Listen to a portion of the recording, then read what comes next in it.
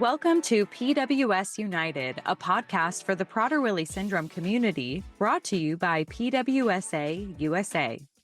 This podcast gives the latest news in research, advocacy, and family support by bringing together staff, volunteers, PWS treatment specialists, biotech and pharmaceutical representatives, caregivers, family members, and individuals with PWS. Our goal is to share education, awareness, and resources with those living with PWS and their supporters. Join us in our mission to enhance the quality of life and empower those affected by Prader-Willi syndrome.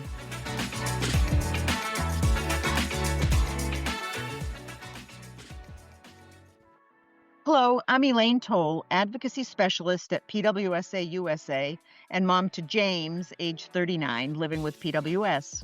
In these episodes, we're meeting with siblings of people living with Prader-Willi syndrome to explore what sibling advocacy looks like at the kitchen table, in school, at the State House, maybe in IEP meetings, clinic visits, and everyday moments that can change how a community shows up.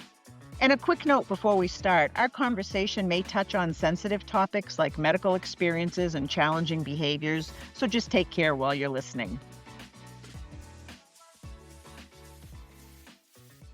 Today I'm joined by Rockie Penta, sister of Victor, who's living with PWS. Okay, thank you for joining us, Rockie. Hi. So tell me a little bit about your sibling. What makes them unique and different? Victor, so he's not just my brother, but he's been my roommate for almost a decade, over a decade now, I think, actually, this year. And he's my best friend. He's my kids' uncle. And Victor's always just have such a loving heart. And watching him love my kids is the best thing that I think makes him unique. He's very hands on, very caring, and he knows that he couldn't have kids, and that's the one thing he wanted. So he often tells me, "Thanks for giving me my 2 kids, but you can pay for 'em." So That's awesome. he loves it. He loves that. Now, So is Victor older than you or younger? he is older than me by about a year and a half, 2 years. Right. So I'm the younger but older sibling. Exactly. Yes. So, as the younger sister, what's your earliest memory of when did you realize PWS was part of your family and there was something different about your family because of it? I started remembering around 7, but my mom likes to say I started noticing when I was around 3 or 4, going to grocery stores. Victor was throwing a tantrum in the food section for a snack he wanted. People were crowding us, and I mouthed off to them saying, "What are you looking at? What do you need?" And then I had a lot of questions on, well, why are another kids acting like that? Why is he just acting like that? And that's when I started noticing, okay, maybe something's a little different. Like, why are you throwing tantrums when it involves food and stuff? And that's what I can remember up until like 10 or 12. That was my main thing, was like, why are you crying over food? So I noticed pretty early on. Yeah, yeah. If you had to describe your relationship with Victor in 3 words, what would they be and why would you choose those? Strong, because he is. He's never let his syndrome define him. He tries to overcome it all. He's very loving. Most that I've met with PWS, some of them are very emotional, some are not. Victor's very overly emotional. He cries to everything. And I love that about him. I love that he can express his emotions. And he's very inspirational. He's done public speaking for PWS and stuff. And I don't know how he does it because I don't think I could, but he's inspirational to me. He's inspirational to me. I've heard him speak. He's amazing. I know. What's a small kind of ordinary moment with Victor that feels extraordinary to you? That he's my roommate. I love it. I love it. I love having him as my roommate. We butt heads, but I love it. I wouldn't change it for anything. That's great. That's Yeah. great. What do you wish people understood about PWS that they miss or they misunderstand? That just because they have a syndrome that involves the food limitations, that they want to feel and be treated the same as us. They want to feel respected and understood. Yeah, I can appreciate that. When have you felt most seen or most misunderstood by friends or teachers or people in your community because of PWS? I don't know. I've been Victor's caregiver, not only that, sister for over 10 years. And just everyone always appreciates my work and stuff. I'm very patient with Victor in general. I mean, I play the mom, sister, caregiver role all in one, so a 3-in-1 special all the time. And I know it takes like a lot of patience, and my mom says a true gift to do that, but it's always come natural to me. Never really felt misunderstood with him. I like to educate everybody. So if we're out in public and he's having a tantrum, I ask him, like, would you like to know what his syndrome is or not? Like, you can't just sit there and stare. So let's educate you then real quick. That's awesome. No, that's awesome. I Yeah. I I can appreciate the boldness. I don't think I'm bold, but I should be. When you hear the term sibling advocacy, what does that look like in your life? I Mm, think it would be a group that I could turn to when I just need to vent about maybe not even just like my brother, but what his syndrome makes him and how it's making him act in that moment. The blackout tantrums, that he's getting stuck, he's perseverating on something that's happening in 6 months or a year down the road, that it's just, you can't get him to stop. So just to go to a group that would understand because only us siblings understand the PWS side. You know, you got the autism side, Down syndrome side. They can't relate 100%. There's some similarities, but not really. So yeah. being able to have that group that can understand. And how do you decide I know this is always tricky. How do you decide when to speak up? When on his behalf when something's going on, or when to just back up and let them fight their own battle or support their own voice? I have always been the one that has stood back from Victor, and I try and let him advocate or speak up for himself. When I do step in, it's when I notice the anxiety starting to set in or he's starting to fumble on his words and stumble on them a lot, that then I step in and I start reiterating what he's trying to say or speak for him, Mhm. what I think he was trying to say. It's an interesting balance. I mean, Yes, it's hard.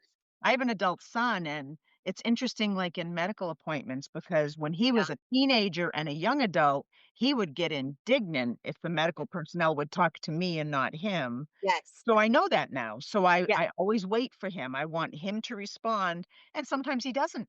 And you Yeah. have to decide, okay, Yes. I can add to this conversation, and Yes. I'll just kind of carefully jump in. And I usually check in with him afterwards and say, "Was that okay?"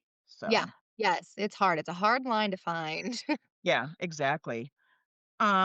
So how about in healthcare settings? What does it feel like to be in medical or therapy appointments as a sibling? I feel like Are you his guardian? I'm not his guardian. I'll be the Okay. guardian replacement of my parents. So we have that all set up. But I attend most of his doctor's appointments just so I'm in the loop because you Mhm. never know what the next day brings you. And I never want to not be in the loop of what he's on or doing or the next step. We've had some really good doctors that do understand him, but we've also had some doctors that dismiss him. The newest doctor he had referred to, we had asked, "Do you know what PWS is?" She's like, "Yeah, it's the fat gene." We're like, "No, it's not. Think you need to step out of the room real quick." Because then Victor got very upset because Yeah. he just said he was fat and it's the fat gene that he has. And he felt defeated in that moment. She came back and we re educated her really quickly. From then on out, she was a really good listener. She really understood us at that point. So it's kind of sad watching some of the newer doctors dismiss them or not listen to us. We know PWS like the back of our hands, so taking a pause as a medical professional to listen to us is Yeah. definitely a hard learning point. Yeah. I'm shocked at the comment about the fat gene. Oh That's my amazing. gosh. Although it's not that shocking, we have Yeah, a new approved drug. yep. Right, we're going through meetings across the states to get it Mhm, approved on their, formularies in each yep, state, and one of the conversations that needs to happen at these meetings is to try and educate the legislators yeah, about the difference between hyperphagia and obesity, because they yes, wanna lump it all together, and it's yes. clearly not, No. but incredibly insensitive. Oh, 100%, Yeah, yeah, 100%. that's amazing. Yes. How have you ever had to kinda translate for Victor to healthcare professionals, kinda translate his needs or put into words things that he's having trouble with?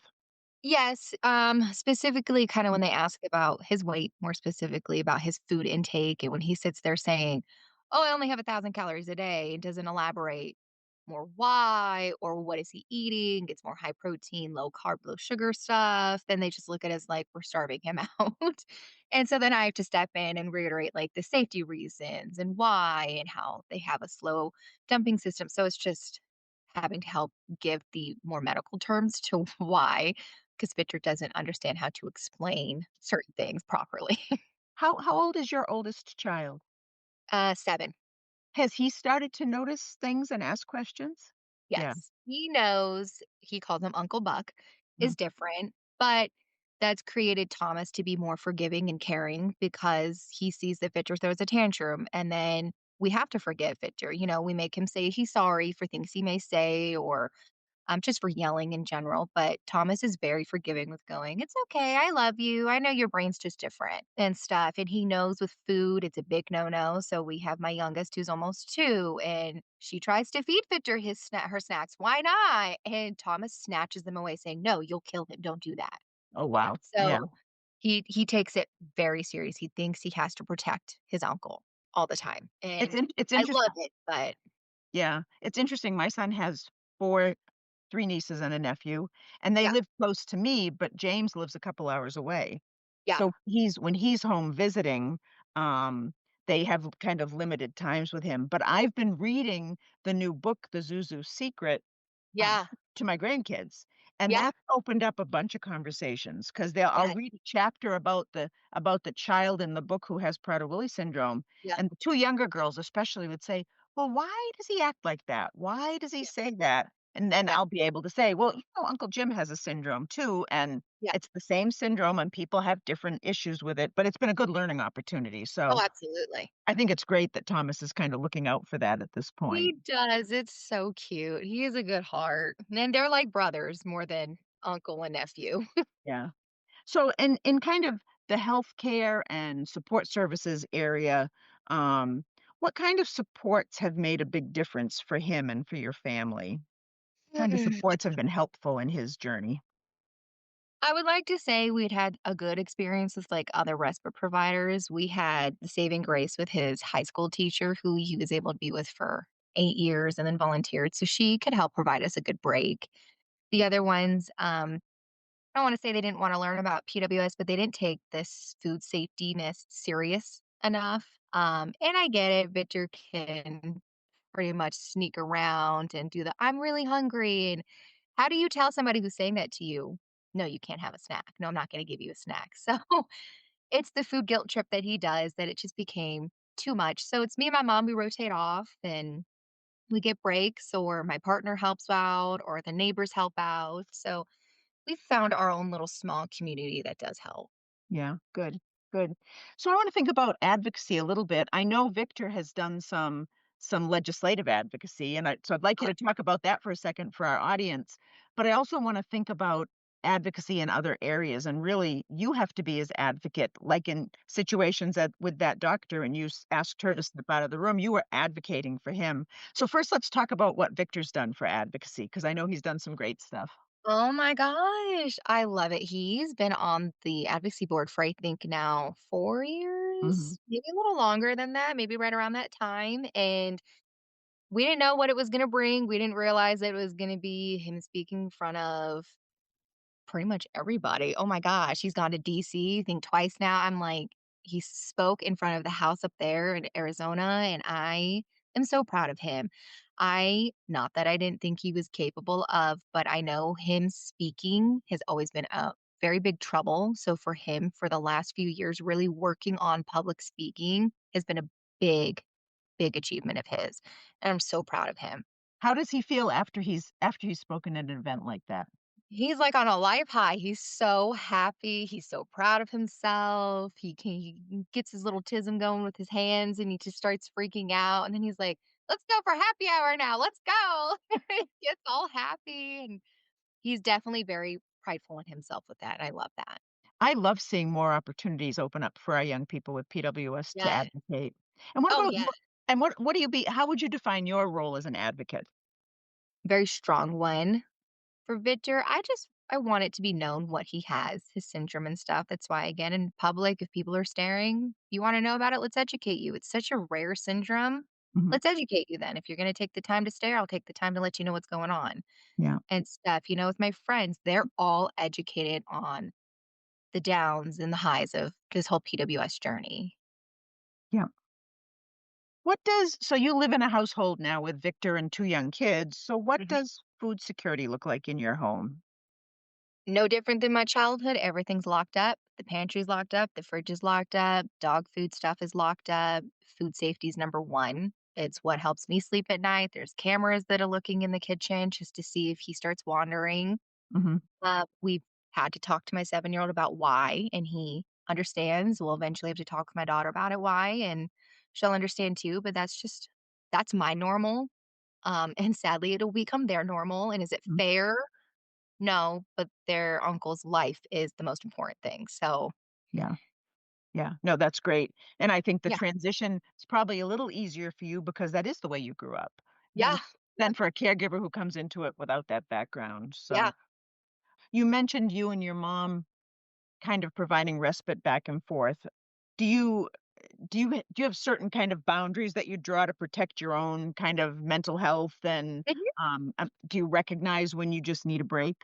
We do. I've recognized for a while that my parents need to be the empty nesters. I mean, my brother's 31. He needs to be more independent and out of the house, and he wants to be. So, giving them that Monday through Thursday or Friday off just to be themselves and be retired and all those things and go on their trips. And then I get weekends or every other weekends where I ship him off with my kids and they all have a good long weekend with each other. And Mhm.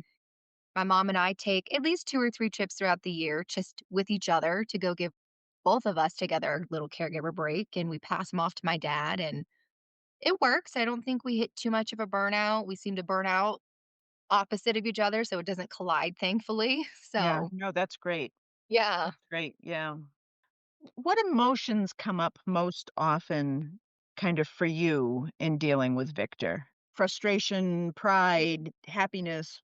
I feel very frustrated with the syndrome he has, not with him, but just his syndrome because he has, in my eyes, not the worst, but one of. I think it would break top 10 in my eyes. And it's just frustrating and sad to see how he has to live his life day to day. I see the defeatness he has. I see the struggle he has every day and the obsessiveness, but also seeing how he's turned that around in the last 4 or 5 years to really speak up and speak for the PWS community has made me very proud for him.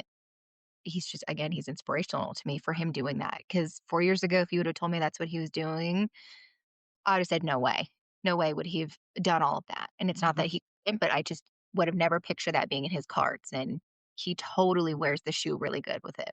Yeah, that's great. That's great. How about you? How has being a sibling in the PWS community kind of influenced your life, your goals, friendships? How was it, say, how about friendships like in high school, which is always a challenging time? Yeah, it was. It was very challenging time. I've never made it an option for my friends to like my brother or not. If they couldn't like him and they couldn't accept him for his differences, again, in high school, he did talk. I don't like the word funny, but you couldn't really understand him. And I was always the translator for him. And I still am sometimes for even my parents. If they couldn't take the time to accept him and understand his syndrome and take his syndrome with some seriousness to it, they couldn't be around. Victor's always been a very top priority to me with friendships, with relationships, no matter what it was. Victor's like my firstborn. He's always felt like that. My son has sadly felt like my secondborn. And that's just because I've caregived for my brother forever Mhm. since I was younger.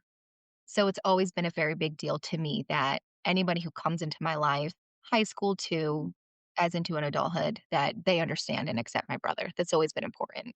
Yeah, great.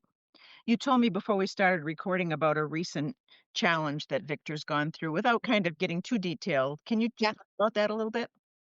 Victor is volunteering for a Young Life program, and he's been a part of it since he was in high school. His teacher, Miss Pam, who was amazing, got him involved into it. And sadly, they just wanted to make their men's cut with not wanting to deal with PWS anymore. And when they have snacks there, they didn't want to put up with the liability anymore, which we understand, but it's also we all felt defeated because yet again, that's one more thing he can't do and be a part of because of his syndrome.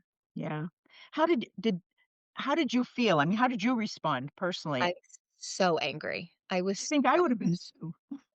I was so angry, and I had to remind myself, like, I understand because if this were me on the outside, I would have to understand their point of view, but I was just so angry for Victor. I was so angry and sad, and Yeah. it was a hard week for everybody in the house. Yeah, no, those kind of events really are. I'm so Yeah, sorry. I'm so sorry that happened because he's such a yeah, great guy and he's come yeah. so far, and then to have that kind of slap in the Well, face. and it Mhm. messed with his routine. This was a every weekend to every other weekend camps type of thing that he's done for, again, over 15 years. So just for that to come to a dead stop, he Yeah, can't be a part of it anymore, that was hard. yeah, yeah. I'm so sorry about that. I know I asked you about guardianship. I'm sure you and your parents think about future planning and kind of what happens next. What worries or hopes do you hold about kind of his adulthood and his future? Well, my parents have guardianship now. They've had it since the minute he turned 18. And then the day I realized that they can't or don't want to continue to be the guardianship because they deserve to have the rest of their adult life being in the so-called empty nesters and not having to deal with the PWS all the time, then I'll take over. Mhm. Um, what that looks for me, I don't know. Hopefully some breaks here and there. Maybe I can get a good respite provider eventually.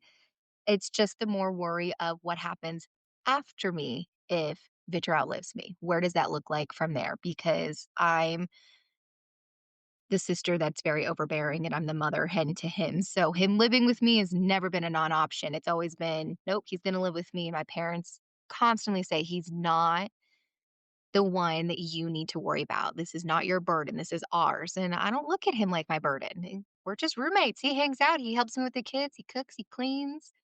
We just hang out, we have a good time. Do we have some downfalls? Yes, but I don't know what siblings that don't.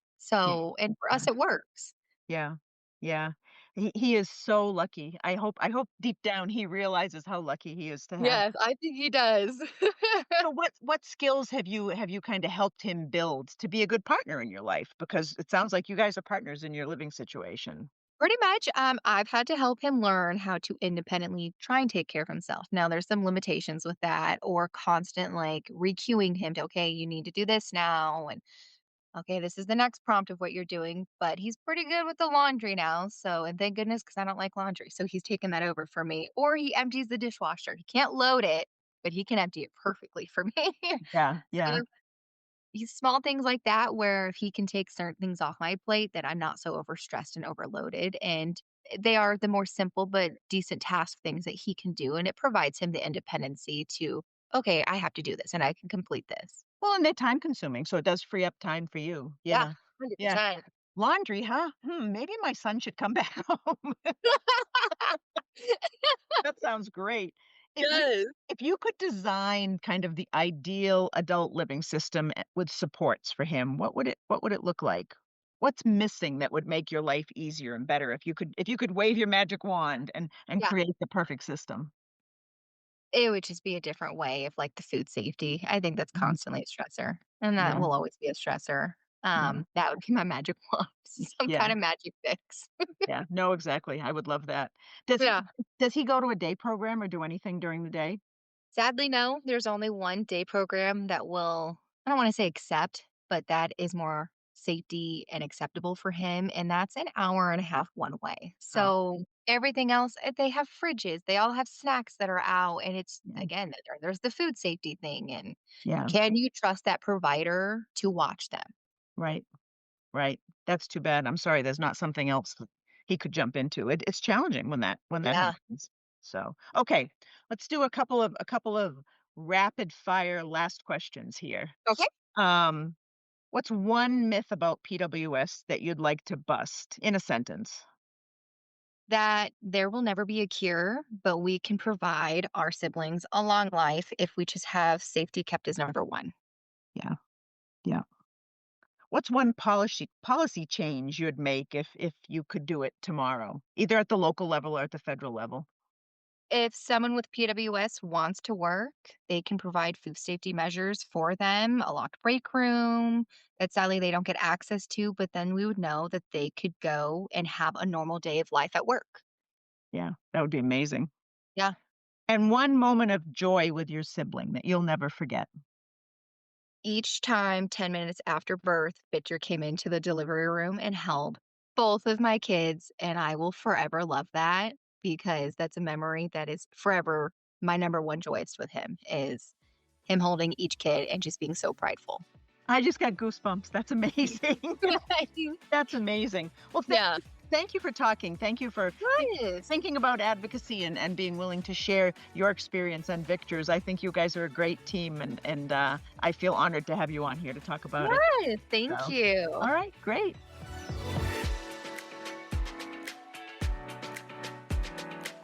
Thank you for listening to this episode of PWS United. If you want to learn more about Prader-Willi syndrome and how PWSA USA is making strides in advocacy, family support, and research, visit www.pwsausa.org. And while you're there, we encourage you to sign up for our Pulse email newsletter to stay informed about the latest news, resources, and events. Don't forget to subscribe to the PWS United podcast so you never miss an episode. Our team is always available to support families and their loved ones living with PWS 24 hours a day, 365 days a year.